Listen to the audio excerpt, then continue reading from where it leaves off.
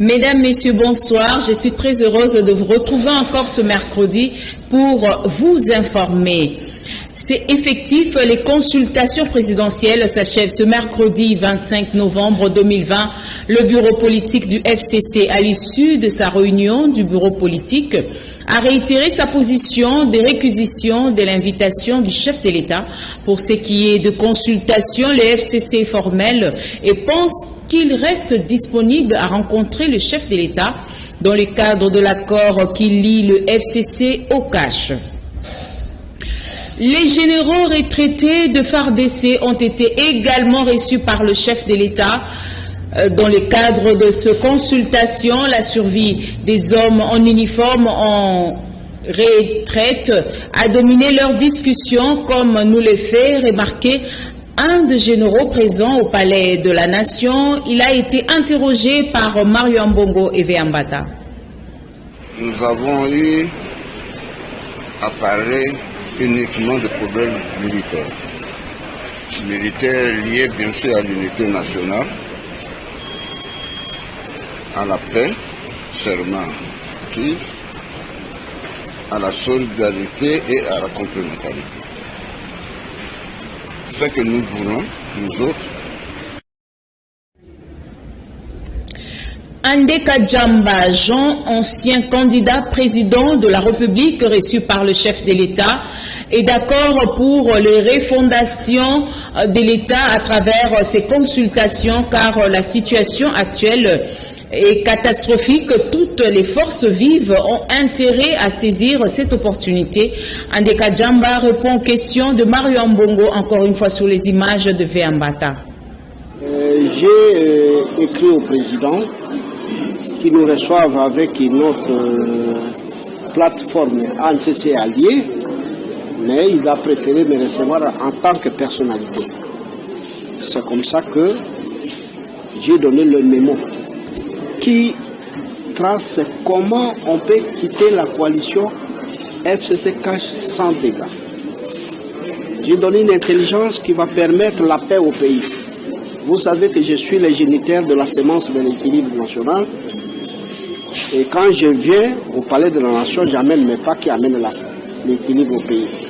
Et donc, je vois que, une fois que le président va tenir compte de notre mémo, il y aura la paix qui va s'en suivre dans cette nouvelle élan qu'on appelle l'idole sacrée pour la nation. Là, c'est la primaire qu'il faut garder au chef. Nous risquons de forcer sa main. Laissons-lui libre de lire attentivement le mémo et de tirer l'essentiel qui va lui permettre de ramener au Congolais la paix. La coalition FCC cache, selon le président, ça ne lui permet pas de donner aux Congolais les meilleurs de lui-même. Il a exprimé son inquiétude pour continuer avec cette coalition. Nous nous avons prodigué des conseils pour qu'il n'y ait pas de casse. Quels sont ces conseils? C'est d'agir prudemment. Et ça se trouve dans les mémos que nous avions remis. Gardons la primaire au chef.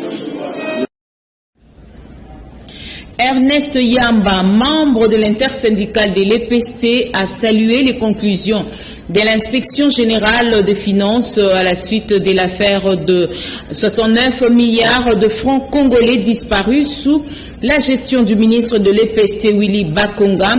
Il exhorte les parquets à être très rigoureux pour mieux dire le droit. Interrogé par Alain Oka, il parle également de l'attitude de l'Église catholique quant à la mise en forme de la gratuité de l'enseignement. Suivons. Les rapports de l'IGF s'est présenté à 3 points, si je ne m'amuse pas. C'est-à-dire, il y a d'abord l'encaissement des fausses arrêtés, il y a des écoles fictives, et puis le détournement. Mais moi, je ne comprends pas. S'il y a des écoles fictives, nous avons cherché ces écoles-là. Ça fait au moins 8 à 9 ans que nous sommes en train de chercher ces écoles-là. On ne les a jamais vues. Mais si IGF arrive quand même à trouver ces écoles, qui nous informe, nous aussi. Ça sera comme notre champ de bataille. Alors, pour les arrêter, les fausses arrêtés, là, moi je me demande, camarades journalistes, je peux vous poser une question. Non, c'est vous qui posez des questions, moi je réponds. Mais l'arrêté, signification de l'arrêté. Arrêter, c'est l'acte que l'autorité publique prend pour l'exécution d'un quelconque travail. Mais lui, Babonga, a pris des actes. C'est dans ses attributions. Comment aujourd'hui vous allez nous dire que les faux actes? Non, qu'il cherche un autre moyen pour prouver ces actes-là. Alors, pour les détournements, attendons que la justice fasse son travail. Moi, je ne peux rien dire là. Mais seulement, il ne faut pas salir quelqu'un de la puissance. C'est pas bien aussi. Oui, ça c'est notre souhait. C'est depuis à l'époque de Macaire que nous avons toujours crié au Secopé, il y a des vols, il y a des vols, il y a des vols. On va remonter les filières, ça va nous arranger. Restons toujours dans ce chapitre pour vous dire que l'Organisation de droits de l'homme Horizon pour l'humanité, à travers son président Jean-Pierre Bolanga, salue les efforts fournis par IGF après la publication des différents rapports d'enquête et des révélations qui s'en sont suivies. Cependant, elle exhorte les ministères publics à plus de célérité dans la traque des personnes citées dans ce rapport pour permettre à la justice à être plus professionnelle. Jean-Pierre Bolanga est interrogé par Alain Oka. L'IGF est en train de faire un travail que tout le monde est en train d'encourager aujourd'hui, parce que depuis que cet établissement a été créé par une ordonnance présidentielle, nous sommes en train d'assister de publication des rapports par-ci par-là, mais c'est que nous déplorons c'est quoi? Les rapports sont publiés. IGF fait son travail. Mais quelle est la part de la justice congolaise? Parce qu'on a publié beaucoup de rapports. Nous avons vu le problème de Bukangalonzo. Et ailleurs, là, il y a des publications de rapports. Par-ci, par-là, des détournements. Mais le détournement est un crime économique qui est régi par le code pénal, livre 2.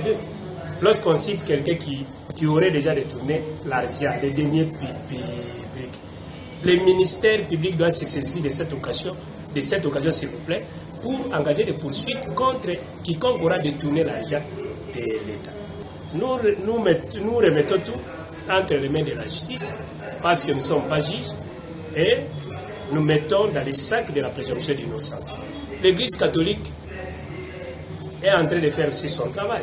C'est une institution, je peux dire, c'est une organisation privée. On ne peut pas comparer l'Église catholique de l'État du gouvernement congolais.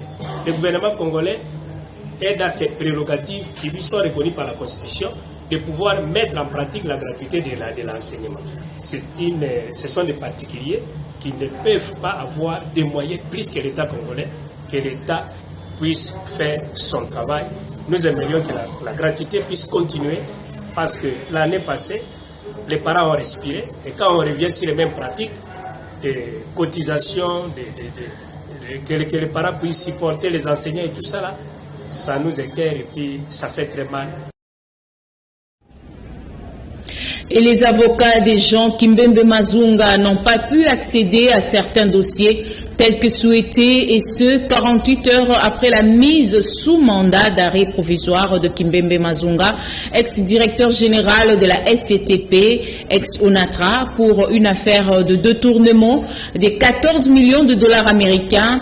S'il faut considérer les conclusions des enquêtes menées par le service de l'IGF, Inspection Générale de Finances, pour l'instant, Kimbembe Mazunga et son adjoint Laya Sinsou sont détenus à la prison centrale de Makala. Le Bureau conjoint des Nations Unies aux droits de l'homme a apporté un soutien logistique à la Commission des droits de l'homme de l'Assemblée nationale. C'était au cours d'une cérémonie à laquelle le bureau de l'Assemblée a été représenté par son rapporteur adjoint Jacques Lungwana. Commentaire Jean Pinjonji.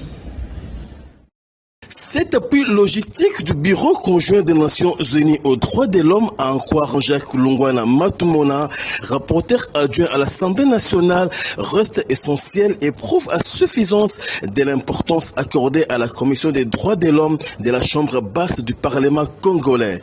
Ces dons en équipement des bureaux revitalisent et donnent un autre élan à cette commission très sollicitée pour diverses matières relatives à la confection des lois. Et d'autant plus importante et bénéfique pour nous en tant qu'institution, en ce qu'elle nous apporte des outils de travail d'une valeur inestimable qui permettront certainement aux honorables députés d'approfondir les recherches dans leur travail de législateur, notamment dans l'élaboration et examen des propositions de loi en rapport avec ces domaines. C'est ainsi que je salue très chaleureusement cette initiative salvatrice et l'apprécie à sa juste valeur, étant entendu que notre métier de législateur s'appuie essentiellement sur la lecture en vue de l'examen ou l'élaboration des lois. De ce point de vue, une bibliothèque est un outil essentiel et précieux, aussi bien que pour les élus nationaux que nous sommes, que pour le personnel administratif et politique qui nous accompagne dans l'accomplissement de notre mission. Par ces gestes, la Commission des droits de l'homme de l'Assemblée nationale met à cet effet sur pied une mini-bibliothèque avec des lexiques modernes et adaptés au nouveau concept des droits de l'homme. Selon les responsables de la Commission des droits de l'homme de l'Assemblée nationale, ils sont convaincus de l'apport de l'équipement fourni par les Nations Unies et croient en une utilisation maximale de la Bibliothèque des droits de l'homme pour apporter un plus au travail des députés nationaux. Jean Pinjonji nous en parle. La patronne de la Commission des droits de l'homme de l'Assemblée nationale, Christelle Vwanga, a chaleureusement accueilli le geste du Bureau des Nations Unies aux droits de l'homme et se félicite de l'aboutissement des efforts consentis dans le but de mettre l'Assemblée nationale de la RDC au diapason d'autres institutions qui gèrent les mêmes questions. C'est un sentiment de grande joie. Lorsque vous débutez une chose, plusieurs personnes n'y croient pas encore. Et aujourd'hui, c'est la matérialisation d'un vœu, d'un souhait. C'est celui de voir les droits de l'homme occuper une place de choix dans notre nation. Vous savez, beaucoup de gens n'ont pas compris la thématique droits de l'homme dès le départ. On imaginait que les droits de l'homme, c'est quand on arrête quelqu'un, c'est lorsqu'on torture quelqu'un, mais non. Aujourd'hui, nous avons prouvé à la face du monde et pour les Congolais que les droits de l'homme, c'est d'abord le droit à la vie. Le droit à un Congolais de vivre convenablement. Et c'est ça notre mission. En ce qui concerne notre partenaire, le Bureau conjoint des Nations Unies, il a été au début à la genèse de cette commission. Et aujourd'hui, nous avons une bibliothèque dédiée aux droits de l'homme. Cette bibliothèque n'est non seulement pour les députés, pas seulement pour les sénateurs, mais aussi pour les étudiants, pour la population congolaise en général. Le comité préparatoire de la campagne Tolérance Zéro s'est informé davantage sur les contours essentiels de cette vaste campagne qui sera lancée dans le tout prochain jour, dont les résultats devront influer sur les vécus du Congolais moyen et permettre à la RD Congo de franchir d'importants paliers en termes de perception de la gestion de la Res Publica. Commentaire. Béatrice Lomé-Atilité, ministre d'État, ministre en charge du genre, famille et enfants, face au comité préparatoire de la campagne Tolérance Zéro pour leur annoncer des nouvelles. Je tiens sincèrement à vous remercier parce que j'ai eu toute la documentation concernant les travaux que vous avez réalisés. Vous avez abattu un travail de titan, en tout cas vous avez tout apprêté. Nous pouvons dire qu'à ce stade, nous sommes vraiment fin prêts. Mais si je tenais à vous voir, ce n'est pas pour communiquer une bonne nouvelle, c'est vraiment la mort d'alarme que je viens vous dire que nous ne voulions pas lancer la campagne demain. Nous ne voulions pas lancer la campagne parce que le travail technique que vous l'avez fait, mais c'est un travail qui a un soubassement financier. Mais lorsque vous n'avez pas pu monétiser même pas un seul dollar, comment vous allez faire une telle activité? Malgré cela, la patronne du genre Béatrice Lomé-Atilité a invité ce comité à répondre le 25 novembre 2020 au lancement des 16 jours d'activisme. Nous nous retrouvons au salon rouge de l'immeuble du gouvernement pour que je lance le 16 jours d'activisme et nous continuons avec nos sensibilisations comme d'habitude. Je vois déjà aussi la peine qui est la vôtre, puisque ça c'est un indicateur pour dire que la question du genre, même si les gens le disent, la prise à compte par les décideurs par nous-mêmes n'est pas encore à la hauteur. Béatrice Lomé-Atilité ouvre les portes de son ministère à toutes les bonnes volontés qui ont à cœur la question du genre pour concrétiser tous les programmes en cours.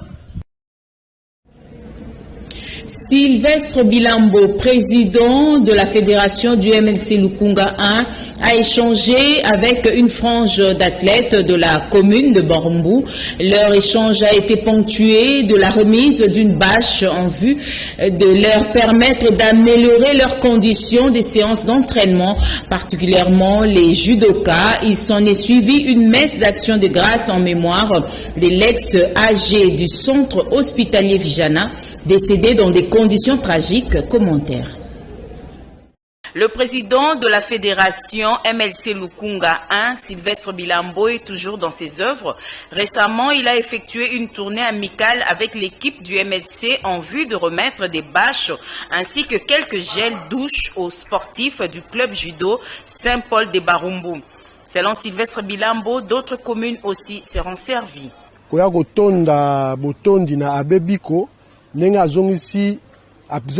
Je viens remercier l'abbé Biko pour son projet de construction d'un nouveau dojo dans le cadre de l'appui de la jeunesse.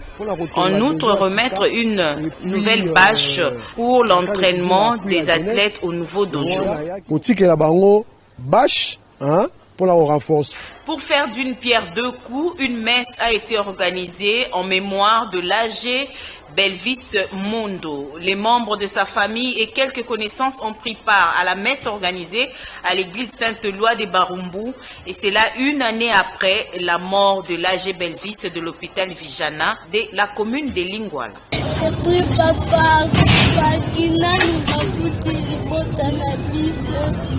Cela fait des années depuis que notre papa a été tué. Notre famille n'est pas encore dédommagée. Mon père est décédé pour une cause juste.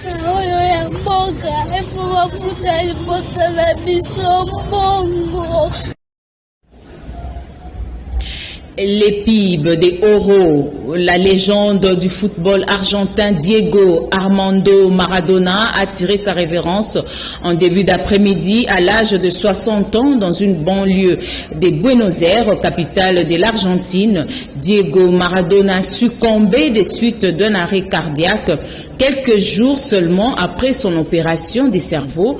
Vainqueur de la Coupe du Monde 86 avec Argentine, Diego Maradona est le premier joueur du monde qui a permis au club italien de Naples à remporter une coupe européenne de clubs. Eh bien, mesdames, messieurs, c'est par ici que nous bouclons ces journaux. Merci de nous avoir suivis.